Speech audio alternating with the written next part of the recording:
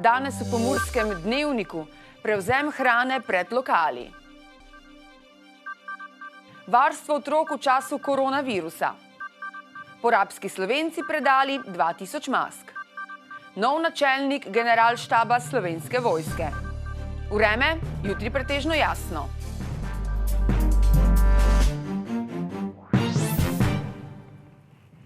Drage gledalke in gledalci, lepo pozdravljeni v Pomurskem dnevniku.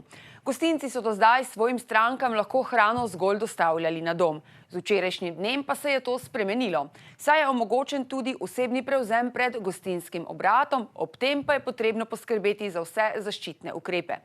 Gostinci verjamejo, da se na ta način začenja obujati njihova dejavnost, ki je v tem času utrpela precejšnjo škodo. Že več kot mesec dni gostinski obrati po vsej državi samevajo. Zaradi koronavirusa so morali zapreti svoja vrata. Tako da nobenega dohodka od takrat naprej ni več bilo, tako da smo pač bili prepuščeni sami sebi, da poravnamo še tiste obveznosti, ki so nam ostale. Situacija pa se je zdaj vendarle nekoliko spremenila.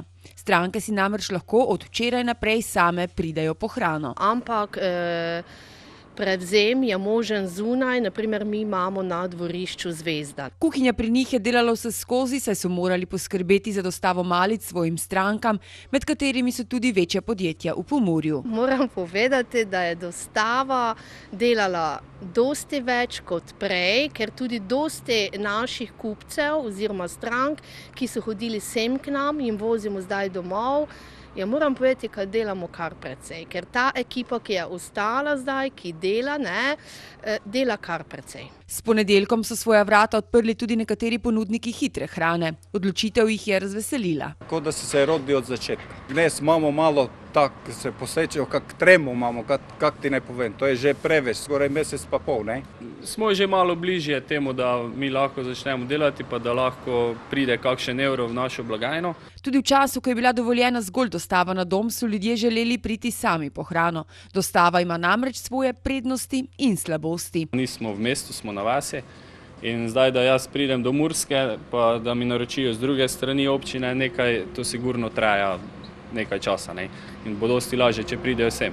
Bomo pa imeli opcijo dostave, se pravi, za malo nekaj več stvari, na 20 evrov. Tudi stranke so včasih zelo zahtevne. Določene stranke želijo na uro, da bi dobile hrano. Žal to ni možno, ker jih je kar precej. Tako pravijo, da bodo sami hodili so po malice. Pomembno pa je, da se še naprej upoštevajo vsa navodila. Mi moramo odpaziti vsi enom drugom. Če mi ne pazimo eno drugo, nismo napravili nič. Tudi zato opozarjajo, da naj se ljudje ne sprostijo preveč, saj se lahko situacija v nasprotnem primeru ponovno zaostri.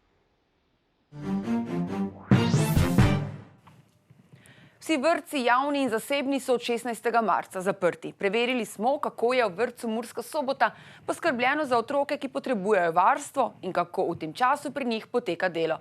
Poglejmo, kaj nam je povedal ravnatelj Borut Anželj. Mogoče, če najprej na začetku pojasniva, kako zdaj v tem času karantene zaradi koronavirusa nekako poteka delo v vrtcu, kako je z zaposlenimi. Ja, lepo pozdravljeni. V vrtcu Murska Sobota je večina strokovnih delavk sicer na čakanju na delo doma, ampak ker je Ministrstvo za šolstvo, za izobraževanje, znanost in pa šolstvo naredilo skupaj z Zavodom Republike Slovenije za šolstvo nekaj izobraževanja na daljavo, so se nekateri vzgojitelji odločili, pa tudi pomočniki vzgojiteljev, da se bodo držali teh izobraževanj.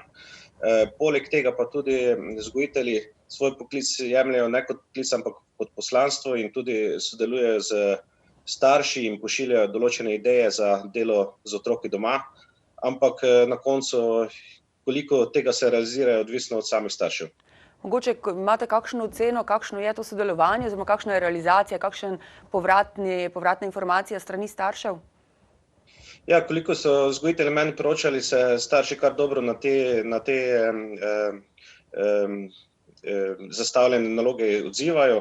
Tudi sami vzgojiteljem pošiljajo povratne informacije, tako da to zaupanje, ki je nastalo med vrtcem in starši, tudi v tem času karantene dobro poteka. Kako pa nekako po vaši oceni vpliva ta odsotnost otrok z vrtcev, zdaj je že več kot en mesec, na otroka, oziroma kakšne bodo posledice, če bodo? Ja, gledajte, za otroka je vsekakor dobro, da navezuje socialne stike z svojimi vrstniki. Tega zdaj v teh razmerah žal ni mogoče izvajati, tako da vsekakor na tem socialnem področju nekateri manjki bodo vidni. Ampak to potem, ko se spet vrne vse v normalo, bo verjetno tudi hitro odpravljen ta primanjkljaj. Zdaj se je nekako začelo rahljanje teh ukrepov, vedno več trgovin se odpira, podjetja nekako delujejo nemoteno že ves čas. Je med starši povpraševanje oziroma zanimanje za varstvo otrok? Ja, starši so dokaj dobro rešili to zagato in so poskrbeli za svoje otroke oziroma za to varstvo otrok doma. Pa vsekakor so se pojavljali nekatera vprašanja po tem varstvu in sicer strani zdravstvenih delavcev oziroma poklicev, kateri so nujno potrebni za delovanje naše države. To smo rešili skupaj z mestno občino Murska Sobota oziroma z civilno zaščito kot varstvo otrok na domu. To poteka v obliki prostovoljstva, vse pa poteka skupaj z civilno zaščito. Glede na to, oziroma je po vašem mogoče v prihodnje nekako bi bilo mogoče na kakšen način organizirati pa nekako to varstvo v samem vrtcu oziroma v enotah vrtca Murska Sobota? Ja, v enotah vrtca bo to varstvo organizirano takrat, ko bomo dobili podatke strani ministrstva, da lahko začnemo spet z nemotenim normalnim delovanjem. Takrat bomo tudi odprli vrtce in bojo otroci spet lahko vrnili med svoje skupine oziroma svoje vrstnike. Kakšno pa je sicer, zdaj ko ste že omenili ministrstvo, imate kakšne so zadnje informacije strani ministrstva, kako naprej, kdaj naprej, mogoče tudi s skupnosti vrtcev Slovenije? Strani ministrstva dobivamo sicer dokaj skope informacije, je pa pri tej zadevi bolj aktivno, kot ste sami omenili, skupnost vrtcev Slovenije. Gospa Bogatajeva, ki je predsednica te skupnosti, nam v bistvu sprotno pošilja informacije, katere dobi, tudi sama je v kontaktu z predstavniki ministrstev, ampak zaenkrat informacije, kdaj se bomo vrnili, še ni nobene. Niti kdaj, niti na kakšen način oziroma vse skupine? Niti kdaj, niti na kakšen način, da. Mogoče, če bi na koncu nekako še bi staršem, otrokom dali kakšen nasvet, kaj bi jim položili nekako na srce v tem času, če bo še to trajalo zagotovo nekaj časa? Ja, staršem bi povedal, da naj so strpni v tej zadevi, da je vsekakor pomembno, da ta virus premagamo in potem se bomo spet lahko vrnili v normalo. Bi pa izkoristil še priložnost in pozval naše gledalce, ki nas gledajo, da v bistvu za sam vpis vrtec Murska Sobota je potekal v mesecu marcu, ampak če se kdo takrat ni udeležil oziroma to nam lahko vpisnico pošlje tudi po pošti. Tako da zdaj še vedno poteka vpis? Še vedno. Prav. Vpis sam ne poteka, ampak čez cel leto mi vpisujemo in tudi zdaj lahko še pošljajo te vpisnice. Lahko pa dodatne informacije seveda dobijo na vaši spletni strani oziroma se obrnejo na vas preko e-maila? Seveda. Na spletni strani so informacije dostopne, lahko pa pišejo tudi preko elektronske pošte. Prav, najlepša hvala vam za ta pogovor. Hvala tudi vam. Porabski Slovenci so soboški civilni zaščiti na Hodošu predali 2000 mask. Predaje se je udeležila tudi ministrica brez resorja Helena Jaklič. Zgodil se je na mejnem prehodu Hodoš. Gre za mejni prehod, ki deli Porabs naše Slovence, se pravi na slovensko, se pravi mejni prehod med Slovenijo in pa Madžarsko. Na tem mejnem prehodu sem se srečala z našimi rojaki, ki prihajajo iz Porabja. Slovenci, ki živijo na madžarski strani meje, vendar pa so polnopravni člani našega skupnega slovenskega narodnega prostora. Namen tega srečanja je bil predaja zaščitnih pralnih mask, ki so jih porabski Slovenci sami pripravili in tudi pomagali pri njihovi izdelavi.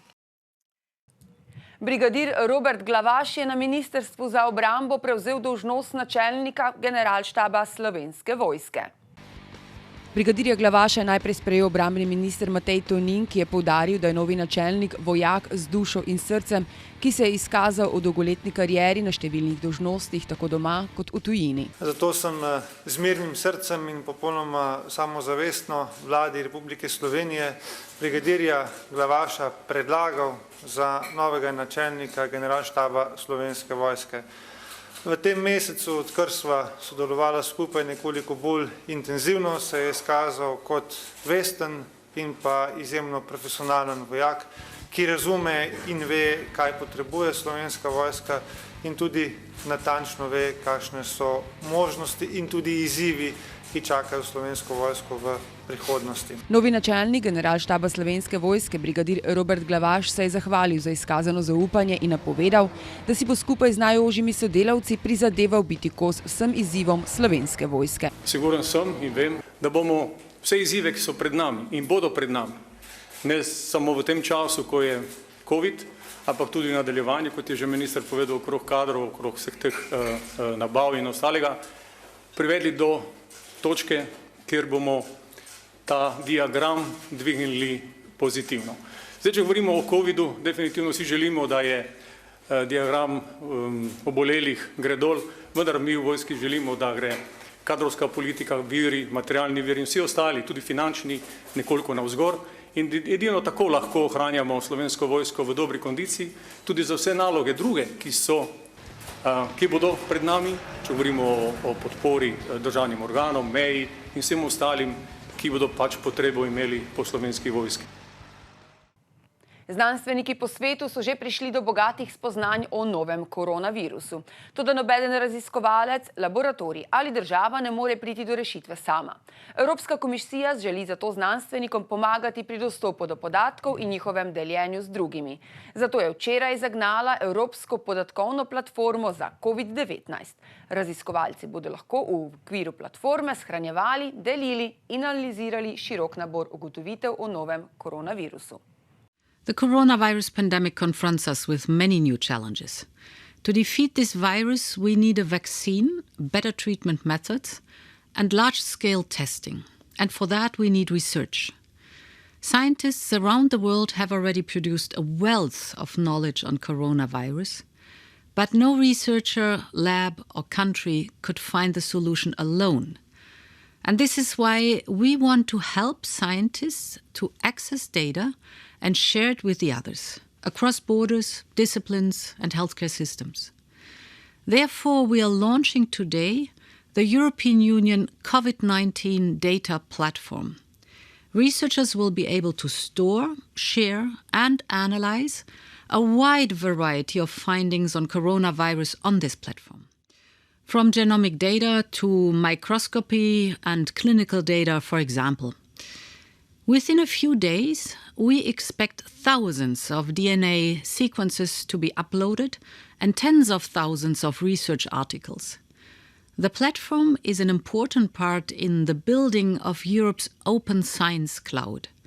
With the Science Cloud, researchers will have a trusted space to store their data and access data from researchers from all other disciplines. It will make science respond even better and faster to what society needs. I have the deepest admiration for all those who spend their days and often their nights in labs for the benefit of all of us. And I invite all researchers to take up our offer and to join the European Data Platform. Together, we will find ways to defeat this virus.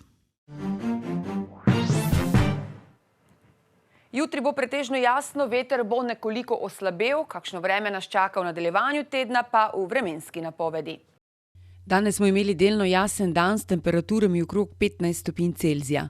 Opoldne ste v Krenskem parku Goričko namerili 11 stopinj, v Murski Soboti in Radencih 12 ter v Lendavi 13 stopinj Celzija. Jutri bo pretežno jasno, veter bo nekoliko oslabel. Najnižje jutranje temperature bodo v Murski Soboti in Mariboru 4 stopinje, čez dan pa bodo termometri v Murski Soboti in Mariboru pokazali 18 stopinj Celzija. V četrtek in petek bo pretežno jasno, veter bo še naprej slabel. Temperature v naših krajih se bodo dopoldan gibale med 2 in 9, dnevne pa med 20 in 24 stopinjami Celzija. Spoštovane gledalke in gledalci, ponovno vas pozivamo k upoštevanju nasvetov strokovnjakov in ukrepov vlade. Zato si redno umivajmo roke, kašljajmo in kihajmo v robček ali rokav, redno zračimo prostore, izogibajmo se socialnim stikom in ostanimo doma. Vse, kar je potrebno, pa boste vsak dan sproti izvedeli v Pomurskem dnevniku. Hvala, ker ste bili z nami, v našo družbo pa vabljeni tudi jutri. Nasvidenje.